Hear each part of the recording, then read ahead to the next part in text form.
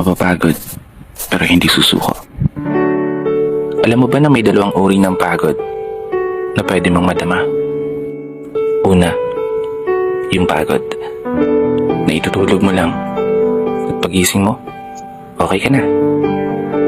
Pero may isang uri ng pagod na talagang kakaiba. Yun ay ang pagod na hindi nadadaan sa pahinga. Isang pagod na magpapahiwatig kung gaano kabigat ang mga problema mong daladala. Pagod na magpapanginig ng mga luha sa mata. Pagod na magdidikta sa'yo para sabihin ayaw mo na. Mapapatanong ka na lang talaga, saan nga ba ang direksyon ng aking mga paa? Mga paang tila pagod na sa kakahakbang. Mga paang ngimay na sa kada tapak sa baitang ng hagdan.